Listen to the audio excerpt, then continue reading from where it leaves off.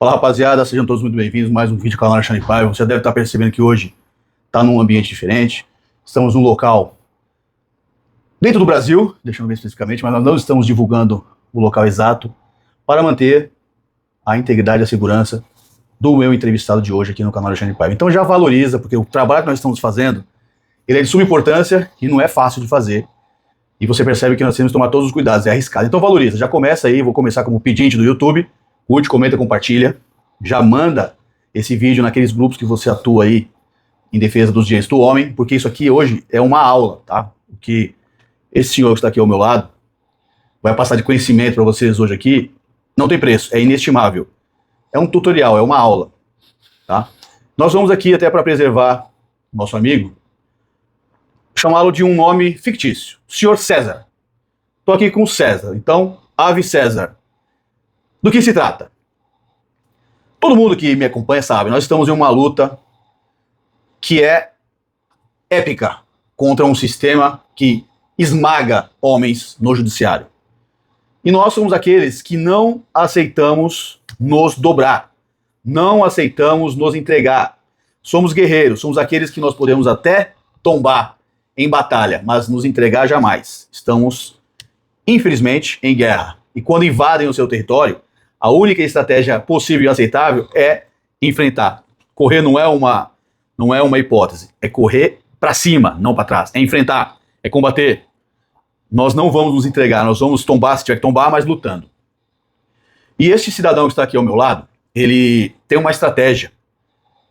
Uma estratégia assertiva, legal, juridicamente falando. Antes de mais nada, antes que nos ataquem, o que nós vamos passar aqui agora é totalmente dentro do arcabouço jurídico legal da Constituição brasileira. Antes de que venham falar que a gente está fazendo aqui é algo errado. Ah, mas por que vocês estão se escondendo, estão no escuro? Porque nós precisamos preservar o cidadão, porque ainda está rolando o processo. Temos algumas vitórias já no caso dele, e ele vai explicar para vocês daqui a pouquinho, mas é importante saber que ainda está rolando, e a vitória, eu acredito em Deus e também na estratégia que vai dar certo. Deus valoriza aqueles seus soldados que têm mais garra, fibra, mais resiliência para lutar. Então vamos ser diretos objetivos aqui para não ter mais enrolação, vamos já partir para o vídeo.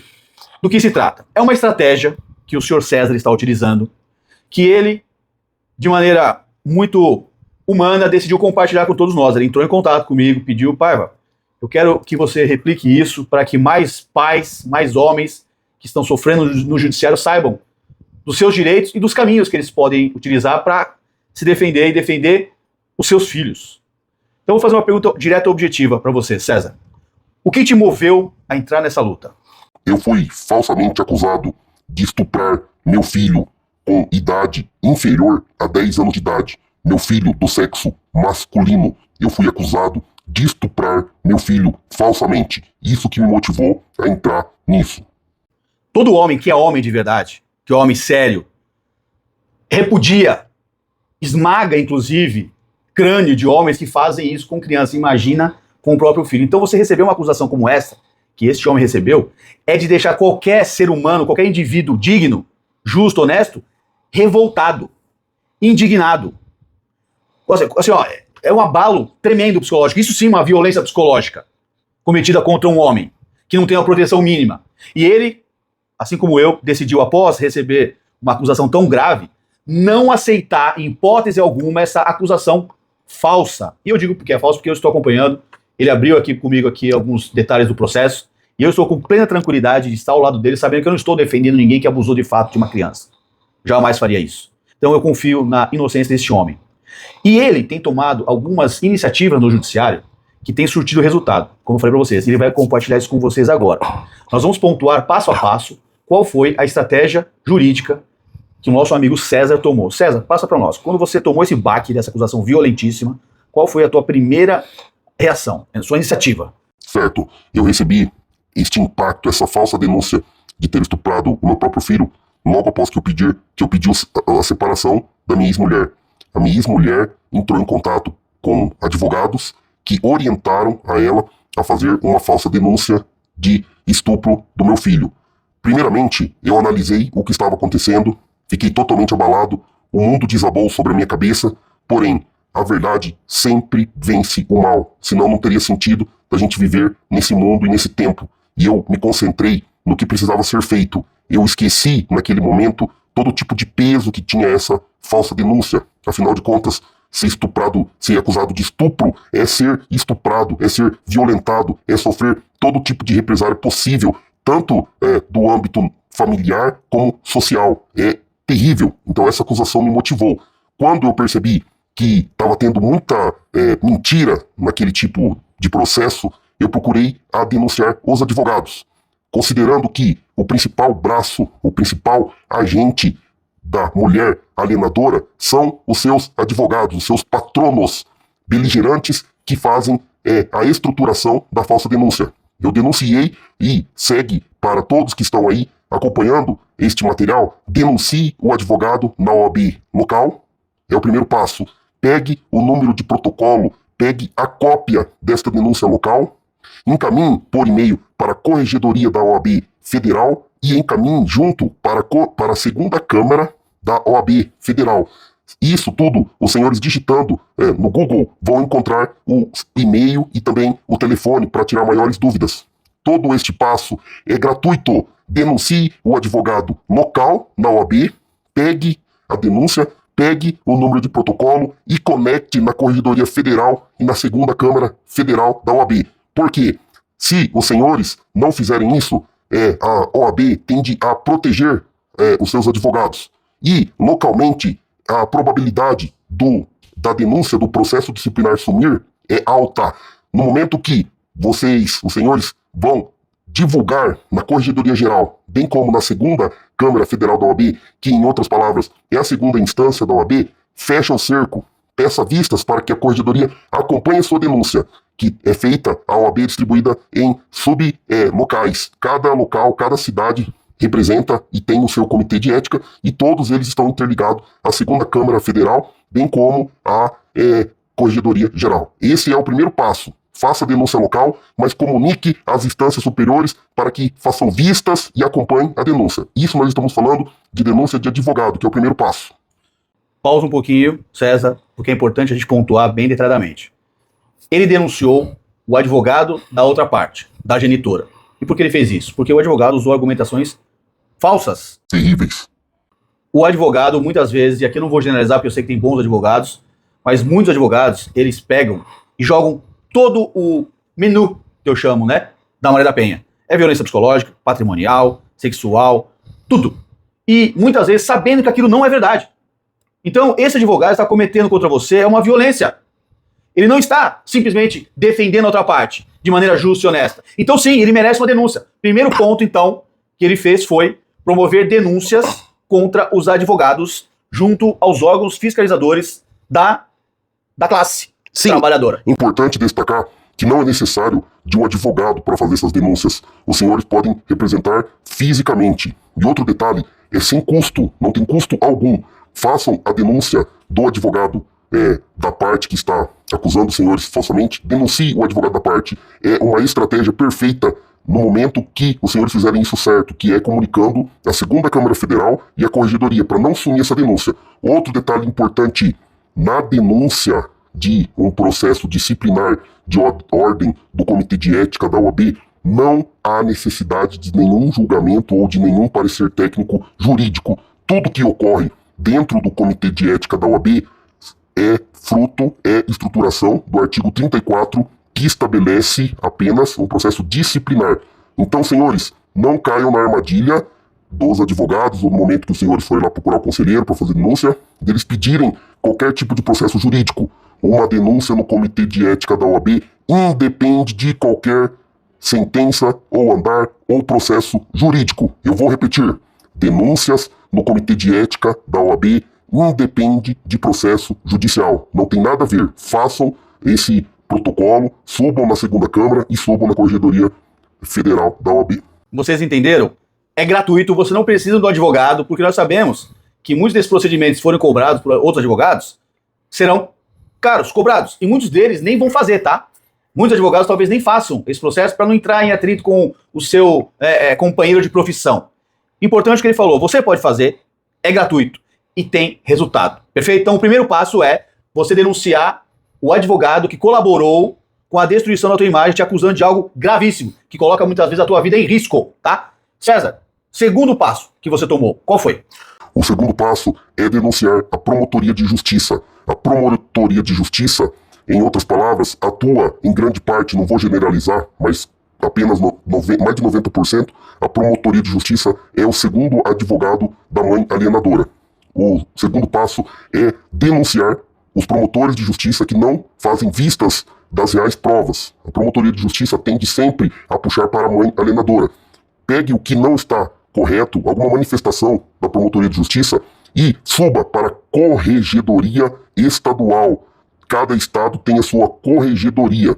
Lembrando que é importante fazer esta denúncia de qualquer manifestação da promotoria de justiça, que tem um peso enorme em processos judiciais desta natureza, ainda mais quando tem criança envolvida. A promotoria de justiça, em grande parte, está contaminada e serve apenas para advogar para a mulher alienadora. Não deixe de denunciar qualquer tipo de manifestação. Uma palavra da promotoria já é o suficiente para fazer uma denúncia na corregedoria. Desta forma, os senhores vão blindar as manifestações e evitar que os promotorias de justiça inflamem e peguem carona nisso tudo, que é o papel da promotoria, defender a mulher nos dias de hoje. Vocês entenderam? O segundo passo é a promotoria. O que ele falou faz todo sentido, porque eu vivo isso. Centenas, milhares de homens que eu sei que entram em contato comigo também passam por isso. A impressão é justamente essa, que a promotoria pública é um outro advogado da mulher, porque tem a tal da justiça com perspectiva de gênero, que eles têm que seguir. Então, se eles corroboraram com aquela falsa acusação, te chamando também de eslufador, você tem o direito de denunciar ele aos órgãos investigativos. Conforme disse aqui o meu amigo César, você vai na internet, é gratuito, você não precisa de um advogado. Cada estado tem o seu mecanismo fiscalizador da promotoria. Você deve denunciar, tá? Porque isso foi uma violência contra você. Entenda isso como uma violência que você está sofrendo. Assim como o meu amigo César entendeu acertadamente. Fez denúncia, inclusive, da outra advogada. O advogado da ex, que é a promotoria. Perfeito, César, parabéns. César, terceiro passo, qual que é? Aí nós vamos cair no juiz de primeira instância. O juiz de primeira instância normalmente trabalha na zona de conforto. Ele apenas faz Ctrl+C, Ctrl+V, copia e cola a manifestação lá da promotoria de justiça. O juiz de primeira instância é o principal responsável por todo tipo de absurdo que acontece. Ele tem a caneta na mão, ele é o maior ator de tudo que está acontecendo. Denunciar o juiz de primeira instância no CNJ, denunciar o juiz de primeira instância na corregedoria do fórum local. Desta forma, sempre comunicando o CNJ e a corregedoria local com uma decisão que não é a correta, uma decisão que não tem uma análise profunda dos dados, das informações, uma decisão que, se os senhores não recorrer de qualquer tipo de decisão que seja errada, que seja injusta, essa decisão do juiz de primeiro grau vai danificar durante muito tempo o seu acesso ao seu filho. Os juízes de primeiro grau precisam entender a responsabilidade, a materialização de todas as provas devem ser analisadas cuidadosamente. O que ocorre é o contrário. Os juízes de primeiro grau normalmente seguem o que a promotoria de justiça manifesta. E com isso, já sabemos qual é o papel da promotoria de justiça, que é atuar sempre para o lado da mãe. Os senhores devem ficar antenados e qualquer tipo de decisão que fere o seu acesso ao seu filho, dentro de condições reais, dentro de decisões mal estabelecidas, onde não foram analisadas provas, onde não levou em consideração o direito da criança, que é a convivência com o seu genitor, isso é direito da criança, estabelecido pelo ECA e outras ferramentas institucionais. Os senhores devem denunciar a decisão do juiz no CNJ e também na corregedoria local do fórum. Esse é o terceiro passo. Importantíssimo, tá? Muitas vezes o teu advogado vai dizer o seguinte, não, mas nós vamos recorrer para a segunda instância. Ok, é o caminho normal, mas esse juiz de primeira instância, ele tem que entender que o trabalho dele é fundamental na urgência de uma decisão que afasta um pai de um filho por conta de uma mentira. E esse cidadão, ele tem que entender que este pai não vai aceitar a decisão dele porque ele é o juiz e juiz não é Deus. Senhores juízes que talvez estejam vendo esse vídeo, nós queremos que vocês, senhores e senhoras, entendam que os senhores têm que prestar um serviço de excelência. Os senhores ganham muito bem para isso. São muito bem pagos pelos nossos impostos. Então nós temos o direito de denunciar se o senhor tomar uma decisão equivocada, sem analisar as provas corretamente, por conta de uma determinação, de um protocolo, de perspectiva de gênero. O senhor está errado. Pare de tomar decisões com base numa visão social errada de que a mulher é sempre a vítima e o homem é sempre o abusador de fato. Então sim, nós vamos começar a denunciar os senhores para órgãos de fiscalização, CNJ e Corregedoria local, todos os fóruns locais têm a sua corregedoria local. Importante porque é a área que atua esse juiz. A área que ele atua é onde tem a vida dele, onde a vida dele acontece, inclusive profissional. E esses juízes, eles precisam passar uma impressão de que eles são, assim, ó, os super-heróis. E quando começa a receber muita denúncia, eu começo a imaginar, César, algumas comarcas que eu sei que tem ali juízas, geralmente completamente e abertamente feministas. Quando elas começarem a receber dezenas, centenas de denúncias, talvez a coisa comece a mudar.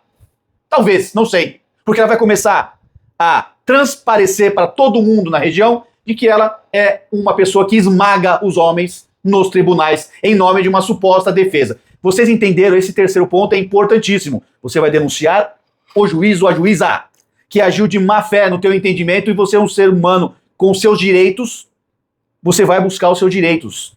O seu advogado vai fazer a denúncia junto, vai fazer, o encaminhamento para uma segunda instância, porque você não vai aceitar aquela decisão errada, e em paralelo você vai fazer esse trabalho, denunciar o juiz, até para que o advogado não tenha que fazer um confronto direto com o juiz. Muitos advogados nem vão querer entrar e a gente tem que entender isso. É parte da profissão deles ter que lidar com o juiz. Mas nada impede que você faça. Isso é de graça. Internet, Google, pesquisa aí qual que é na tua região, ok? Importantíssimo, César. Após isso, César, quarto passo, qual é? O quarto passo é reunir todas essas denúncias que foram realizadas. Lá, desde o início, o advogado reúne todos os protocolos. Depois, Promotoria de Justiça reúna todos os protocolos. Depois, CNJ, que é nacional, e o fórum, que é local, também vai te fornecer protocolos. Reúna todos esses protocolos e faça uma denúncia direto na Polícia Federal. Encaminhe todos esses protocolos diretamente para a Polícia Federal, acima de tudo, linkando, copiando o e-mail da direção dos fóruns que o senhor denunciou. É importante fazer essa denúncia na Polícia Federal porque ela tem o dever de defesa do Estado e defesa de instituição democrática, o que fere as decisões que são absurdas de juízes de primeiro grau e, acima de tudo, fazendo essa denúncia diretamente na Polícia Federal, os senhores têm êxito ou aumenta a probabilidade de êxito em ter pareceres positivos para o andar processual dos processos, dos inquéritos, das denúncias e principalmente do seu processo como um todo dentro da situação que os senhores estão vivendo. Maravilhoso. Vocês entenderam o que ele falou? Quarto passo, e também fundamental, vai reunir todos esses protocolos dessas denúncias que você fez e vai protocolar junto à Polícia Federal, que tem o dever de sustentar o Estado democrático e de direito. E eles vão ser obrigados, após a sua denúncia, a averiguar se essa denúncia procede ou não. E vão começar a levantar o teu processo para ver se esse juiz, de fato, tomou uma atitude errada ou não. Esse juiz, este promotor, este advogado, se eles estão fazendo o trabalho deles corretamente, legitimamente, honestamente. Se você, novamente, está tranquilo com relação à tua inocência, é fundamental que você faça isso. E isso reforça, inclusive, para todos que te seguem socialmente, pessoalmente, eles vão sentir, cara, esse cara, se ele não fosse de fato inocente, ele não estaria movendo mundos e fundos como ele está fazendo. Peitando todo o sistema. E importante, como ele salientou depois que você juntou todos esses protocolos e protocolou junto à Polícia Federal, você faz o quê com isso? Exatamente. O protocolo da Polícia Federal é importante porque faz o juiz de primeiro grau, a promotoria de primeiro grau e os advogados a repensar em todo o seu trabalho no meio processual. Eles vão ficar espertos, principalmente o juiz de primeiro grau. Ele sofre penalidades pesadas e a Polícia Federal tem o papel de investigar. E esses protocolos que são gerados e depois transcritos ali no inquérito da Polícia Federal, apenas para informar. Tudo isso é gratuito e tudo isso não precisa de advogado. Pegue as principais provas, mesmo que o processo esteja em sigilo, segredo de justiça, os senhores podem pegar os trechos que compõem as provas e encaminha. Na Polícia Federal, também a denúncia é feita por e-mail, e lá os senhores podem pedir o protocolo. Posterior, já no quinto passo, com o protocolo da Polícia Federal, os senhores vão encaminhar denunciando todos esses absurdos para o Comitê Internacional de Direitos Humanos, que também é tudo por e-mail. Junte todos os protocolos lá dos advogados, lá da Promotoria de Justiça, lá do CNJ e da Corregedoria do Fórum, e lá da Polícia Federal. Todos esses vão te entregar protocolos. Junte todos esses protocolos e faça uma denúncia lá no Comitê Internacional de Direitos Humanos e divulgue para todas as instâncias que o senhor fez esses protocolos. Manda com cópia para todo mundo. Isso vai deixar todos eles espertos e, com certeza, o seu processo vai ter uma fluidez, vai ter uma dinâmica muito mais eficaz. Vocês estão entendendo? Isso aqui é o ouro que esse homem, nosso amigo César, está entregando aqui. É o caminho do sucesso. E por que eu digo isso? Porque essas pessoas não estão acostumadas a serem questionadas no seu trabalho. Eles têm uma legitimidade pública que passa uma sensação, uma impressão de que todas as decisões deles são assertivas. Ah, não, porque a justiça decidiu, então está decidido. Não. Muda essa visão. Eles não são semideuses como muitos deles acham. Eu estava há 6 meses sem ver meu filho. Depois que eu fiz isso, eu já comecei a ver meu filho em menos de 2 meses. É muito rápido. O resultado é muito rápido. Entenderam? Funcionou. Porque esses cidadãos não estão acostumados a verem o seu trabalho questionado. E isso, além de funcionar para ele, você pode ter certeza que num outro caso de um outro homem nessa mesma comarca, essa mesma turma vai pensar 2 ou 3 vezes antes de tomar a decisão sem ler o processo. Tomando como base um entendimento social de que a mulher é vítima eterna. Eles vão começar a olhar com mais cuidado, porque eles não querem denúncias. Eles não querem ninguém investigando o trabalho deles. Vocês entenderam a importância e a estratégia legítima deste homem? E eu quero aqui, César, pedir para você citar pra gente um argumento que ele coloca em xeque o que talvez possam nos acusar. Olha só, esse pessoal está fazendo aí, levantando uma rebelião da sociedade contra o judiciário.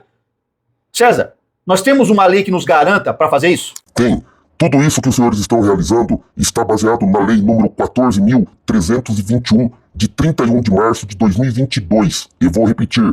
Lei número 14.321, de 31 de março de 2022. Essa é a lei que compõe a violência institucional. Dentro da violência institucional, nós temos os direitos da criança, os abusos de autoridade, a negligência de juízes, promotores, temos também a prevaricação e, acima de tudo, a punibilidade de todos que estiverem envolvidos em negligenciar o direito da convivência, que é da criança. Essa lei que estabelece o item da violência institucional, poucas pessoas sabem, ou normalmente os advogados não querem entrar nisso aqui, porque ataca diretamente os magistrados.